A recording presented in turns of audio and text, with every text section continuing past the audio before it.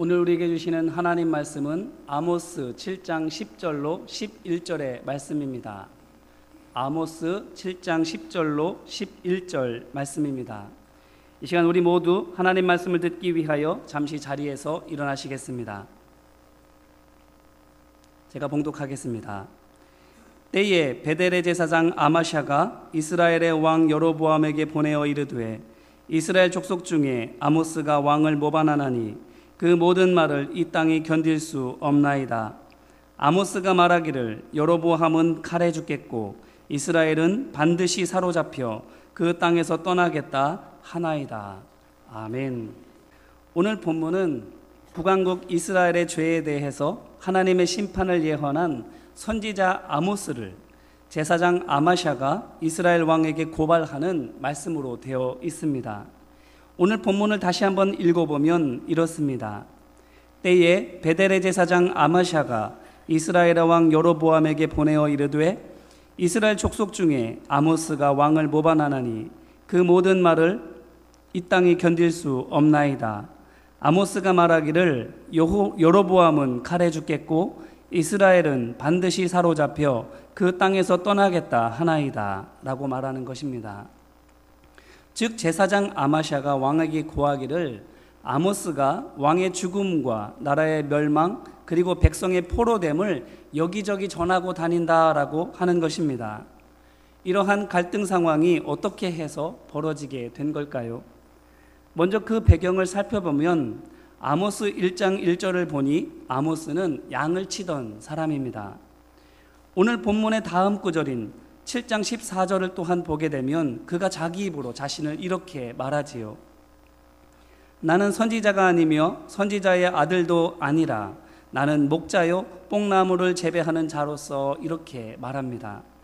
이 말인즉슨 아모스는 원래는 선지자가 아니었다라는 것이지요. 하나님의 말씀을 전하는 선지자 사역과는 아무 상관없었던 사람인 것입니다. 그런데 그런 그가 하나님께로부터 계시를 보고 들었습니다. 7장 15절을 보면 그가 또한 그가 계시받았던 상황을 직접 말하는데 이렇습니다. 양떼를 따를 때에 여호와께서 나를 데려다가 여호와께서 내게 이르시기를 가서 내 백성 이스라엘에게 예언하라 하셨나니 아멘. 이 말은 곧 아모스가 여느 때와 마찬가지로 자기 직업인 양떼를 모는 일을 하고 있었는데 갑자기 하나님께서 그에게 나타나셔서 말씀을 들려주시고는 이것을 전하라고 하셨다라는 것입니다. 그러면 그가 들은 하나님 말씀은 무엇일까요? 바로 하나님께 죄를 짓고 있는 북왕국 이스라엘과 그 주변의 나라들에 대해서 하나님께서 심판하시겠다라고 하는 심판의 경고입니다. 그러면 그 나라들이 하나님께 무슨 죄를 또한 짓고 있는 걸까요? 그 중에 몇 개만 보면 이렇습니다. 먼저 1장 11절을 보면 에돔 족속의 죄에 대해서 말씀하시는데 이렇습니다.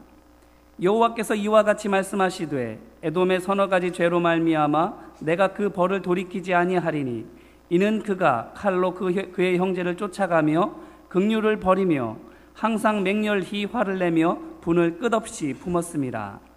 이 말은 곧 형제에 대한 미움과 분노를 풀지 않고 끝까지 괴롭히는 죄를 지었다라는 것을 말씀하시는 것입니다. 또한 1장 13절에서는 암몬 족속의 죄에 대해서 말씀하고 있는데 또한 이렇습니다.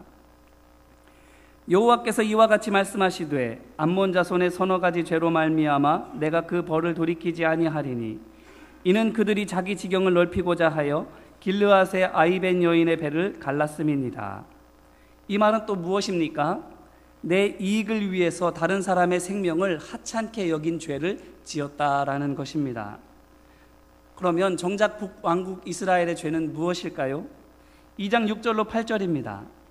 여호와께서 이와 같이 말씀하시되 이스라엘의 서너 가지 죄로 말미암아 내가 그 벌을 돌이키지 아니하리니 이는 그들이 은을 받고 의인을 팔며 신 한 켤레를 받고 가난한 자를 팔며 힘없는 자의 머리를 티끌먼지 속에 발로 밟고 연약한 자의 길을 굽게 하며 아버지와 아들이 한 젊은 여인에게 다녀서 내 거룩한 이름을 더럽히며 모든 제단 옆에서 전당 잡은 옷 위에 누우며 그들의 신전에서 벌금으로 얻은 포도주를 마심이니라. 아멘. 이것은 간단하게 말하면 부정부패와 성적인 타락과 우상숭배의 죄를 지었다라고 말씀하시는 것입니다. 그런데 여기서 무엇을 알 수 있습니까? 바로 불의와 타락에 관해서는 북왕국 이스라엘이나 그 주변 나라들이나 하나님 보시기에는 똑같았다라는 것입니다. 또한 하나님께서는 그 죄를 결코 묵과하지 않으실 것이라 하는 것입니다.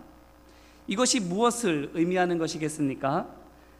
바로 그 누구도 하나님의 백성이나 세상에 속한 사람이나 하나님 말씀에 따라 정의를 행하고 이웃을 사랑하며 겸손히 섬기지 않는 사람은 하나님의 진노와 심판을 피할 수 없다라는 것입니다. 하나님의 관심은 사랑하고 정의를 행하는 것이라 하는 것입니다. 여기에는 그 누구도 구분이 없는 것입니다. 이것이 바로 아모스가 하나님께로부터 받아 전한 계시입니다. 그런데 왜 제사장 아마샤는 그것을 싫어할까요? 그것은 그가 보기에는 아모스의 말이 신성모독이기 때문입니다.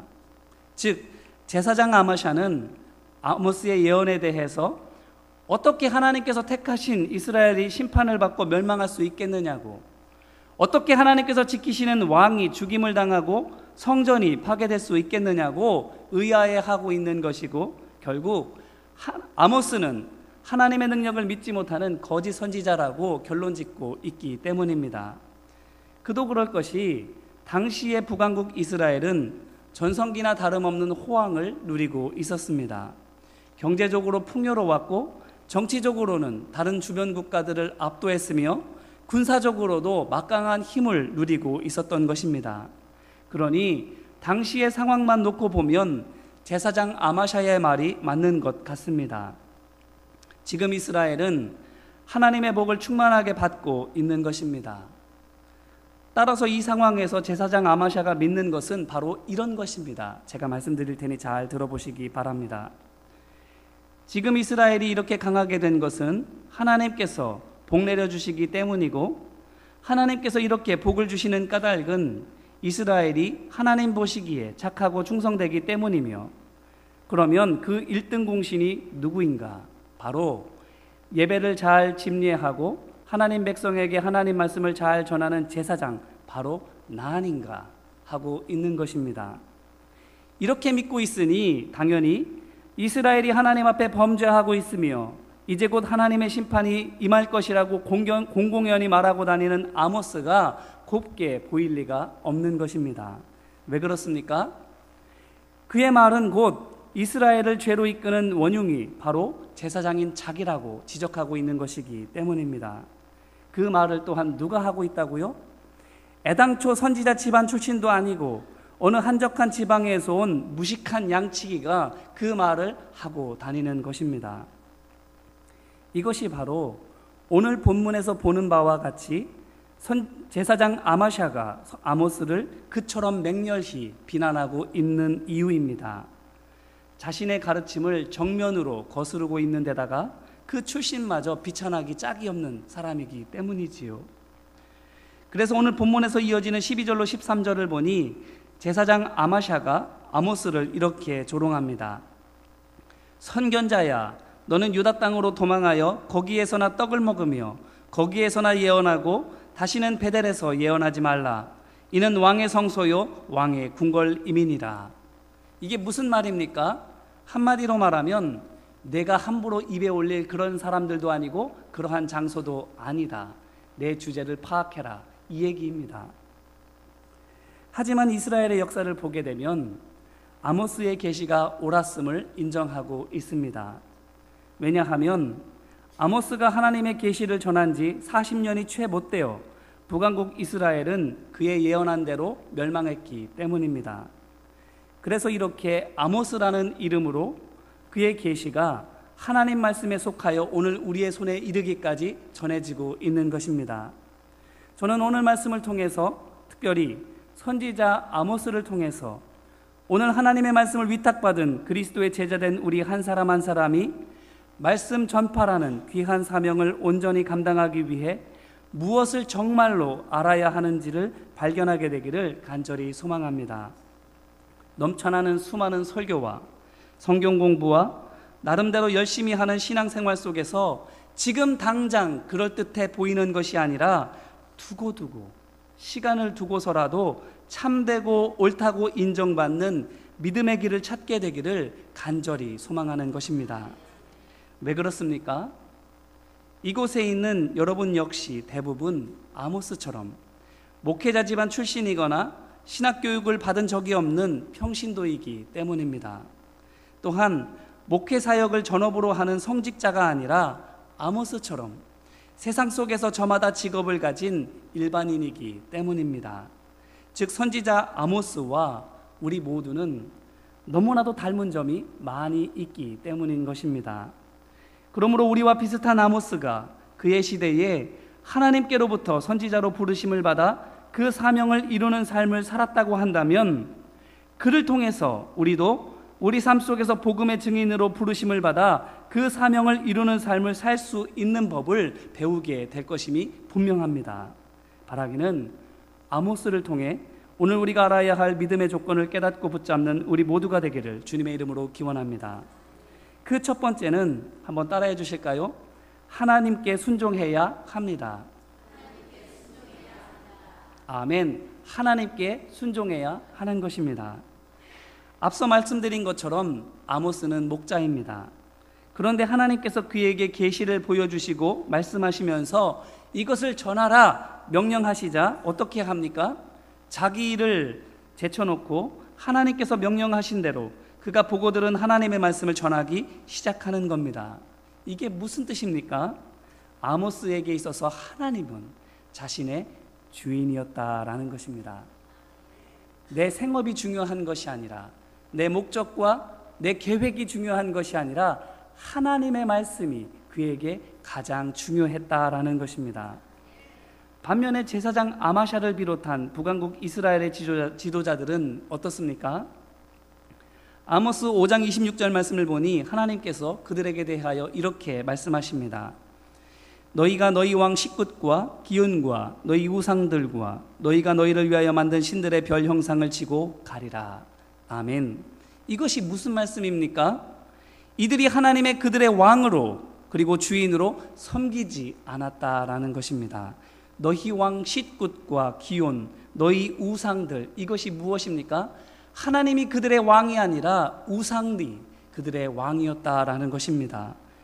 꼬박꼬박 제단에 나와 찬송하고 예배했는데 복 주시는 은혜에 감사해서 헌금도 많이 했고 봉사도 열심히 했는데 하나님께서는 그것이 하나님께 예배한 것이 아니라 하나님을 섬긴 것이 아니라 우상을 숭배한 것이라고 말씀하고 있는 것입니다.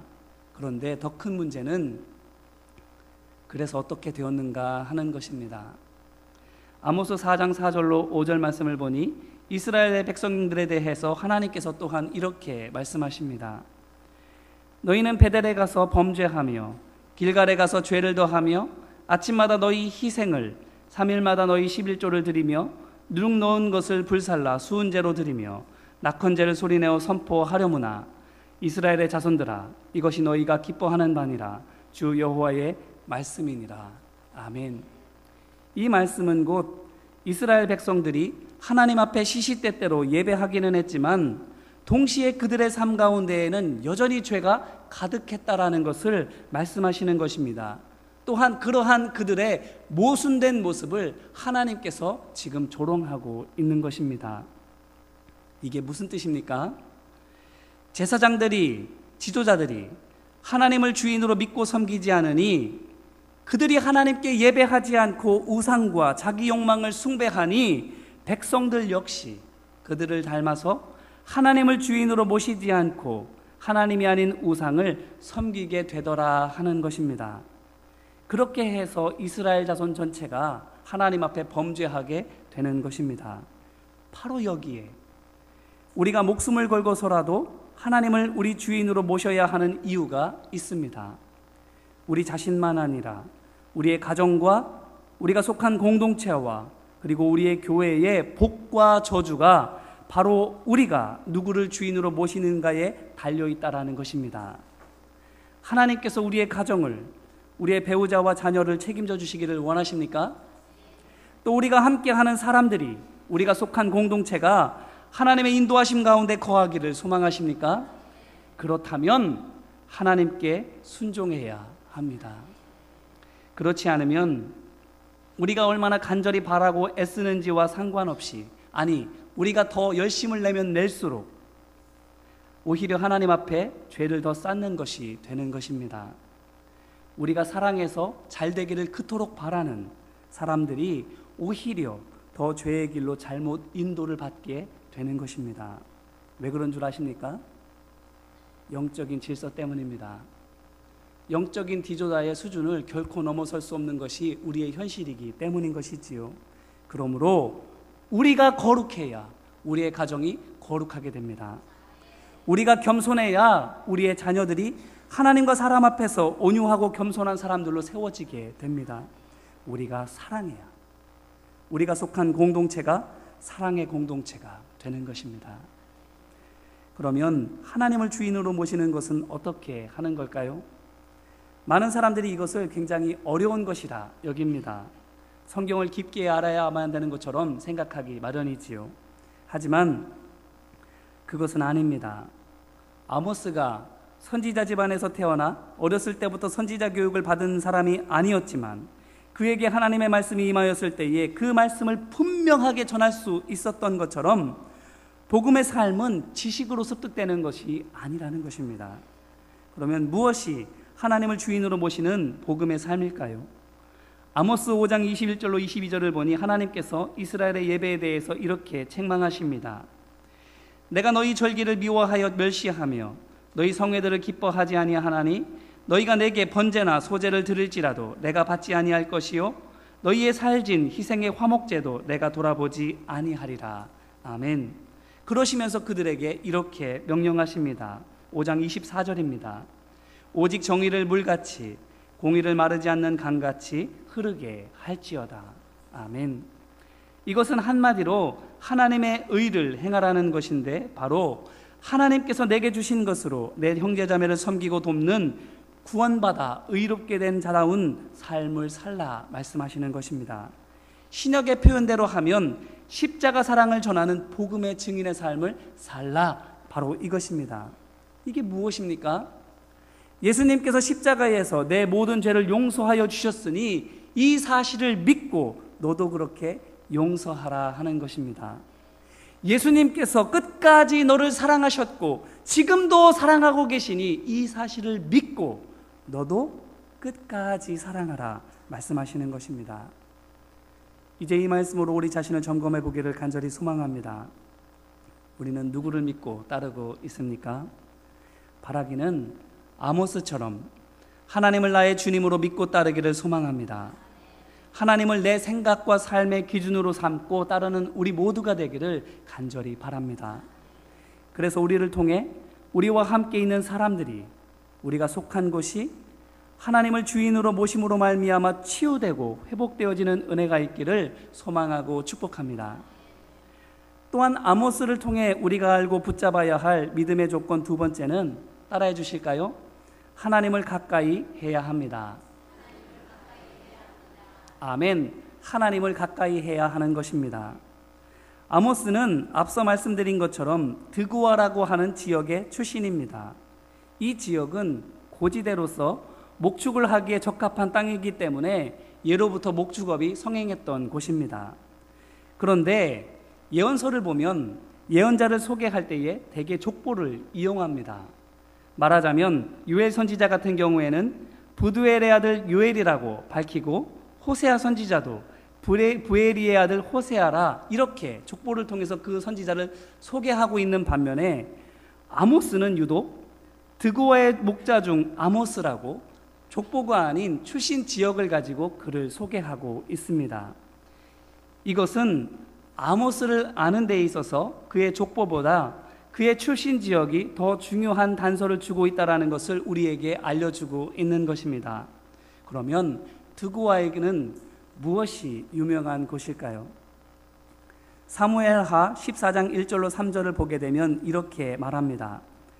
수루야의 아들 요압이 왕의 마음이 압살롬에게로 향하는 줄 알고 드고아의 사람을 보내어 거기서 지혜로운 여인 하나를 데려다가 그에게 이르되 청하건대 너는 상주가 된 것처럼 상복을 입고 기름을 바르지 말고 죽은 사람을 위하여 오래 슬퍼하는 여인같이 하고 왕께 들어가서 그에게 이러이러하게 말하라고 요압이 그의 입에 할 말을 넣어주니라. 아멘.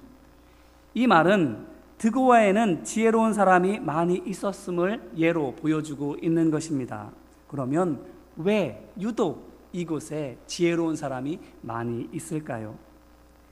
이곳이 산지라는 것을 말씀드렸습니다. 그것이 무엇을 상징하는가 하면 산, 곧 하나님을 가까이 하는 사람들이 많았음을 우리에게 시사해주고 있는 것입니다.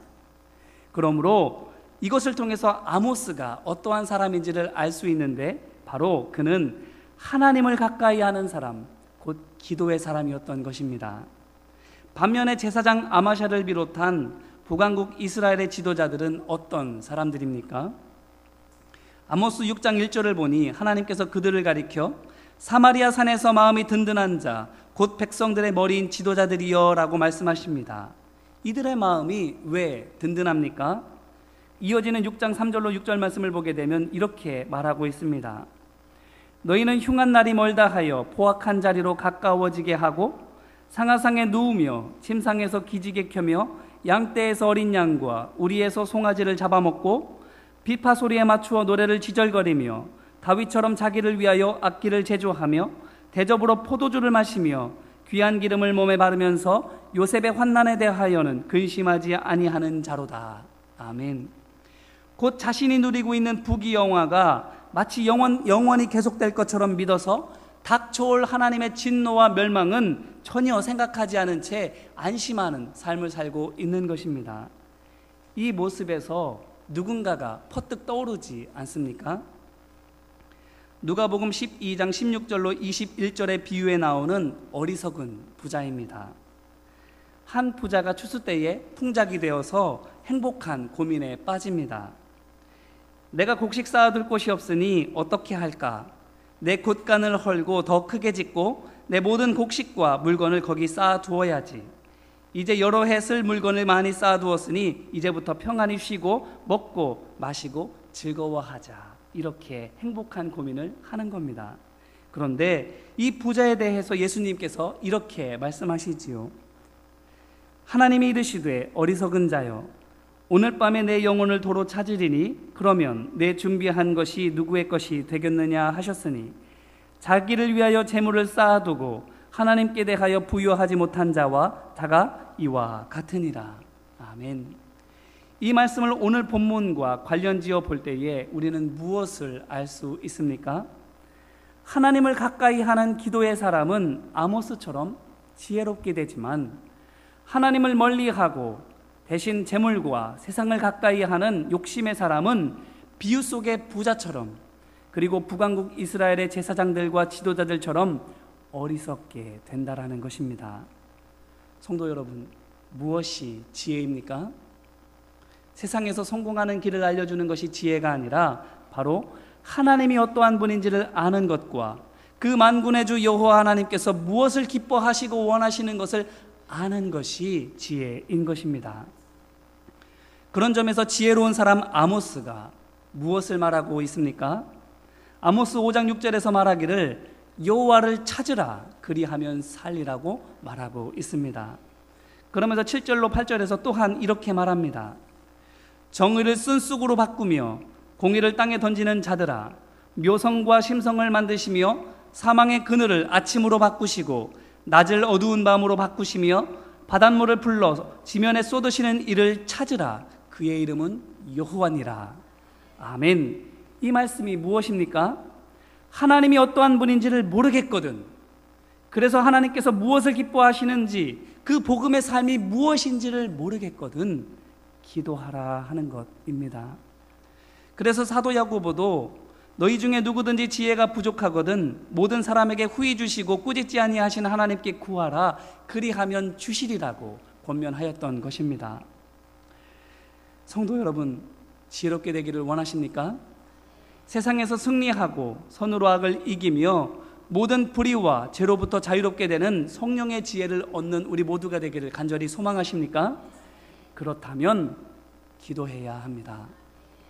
하나님을 가까이 하시기를 간절히 소망합니다. 그러면 어떻게 됩니까? 시편 73편 22절로 23절을 보니 이렇게 말합니다.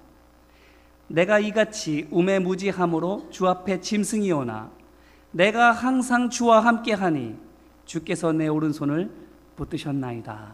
아멘.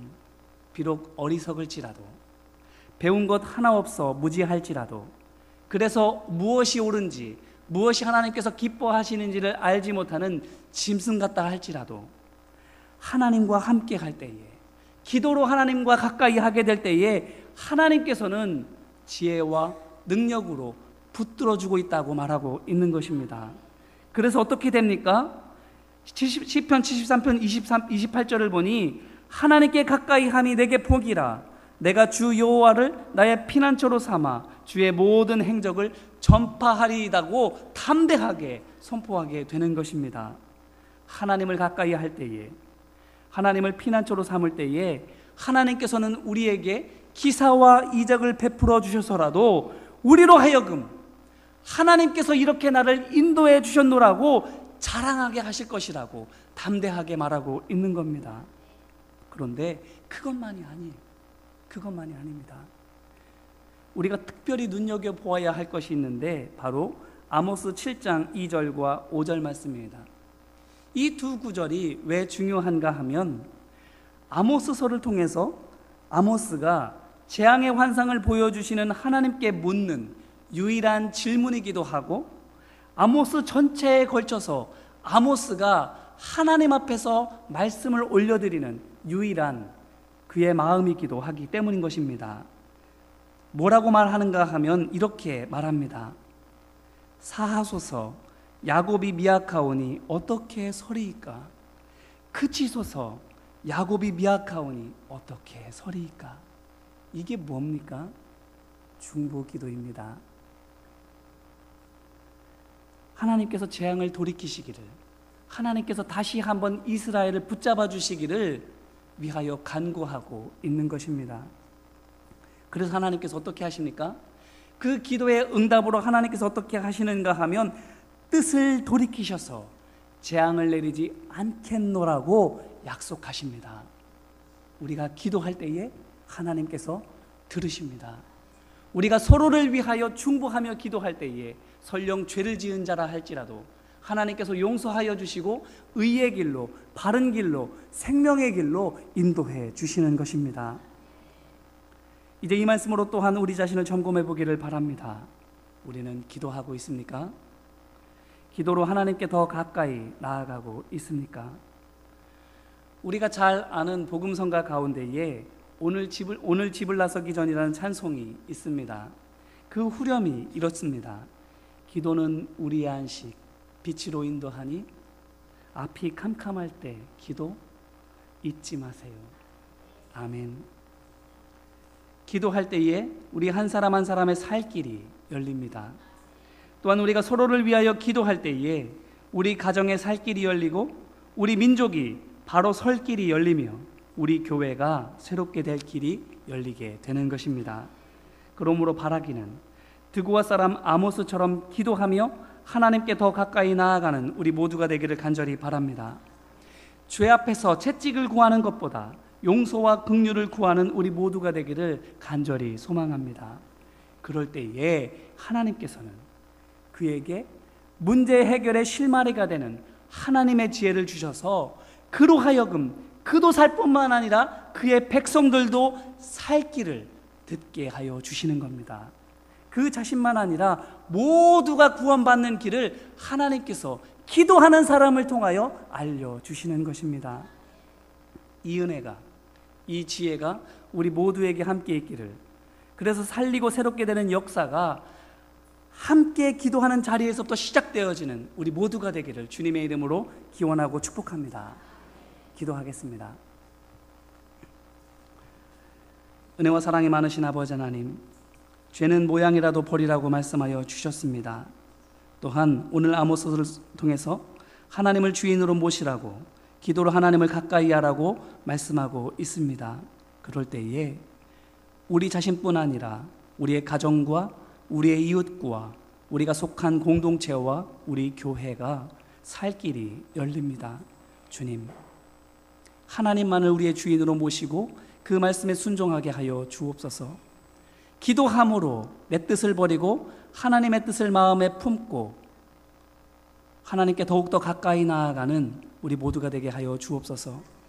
하나님께 가까이 나아가는 우리가 사랑의 손길과 섬김의 발걸음을 가지고 우리 서로를 향해서도 다가가게 하여 주옵소서. 그래서 우리 모두에게 구원의 문이 활짝 열리며 은혜의 문이 활짝 열림이 경험되어 줄 수 있도록 아버지 하나님 함께 하여 주시옵소서. 함께 하심을 믿고 간절히 구하며 은혜와 사랑 많으신 예수 그리스도의 이름으로 간절히 기도합니다.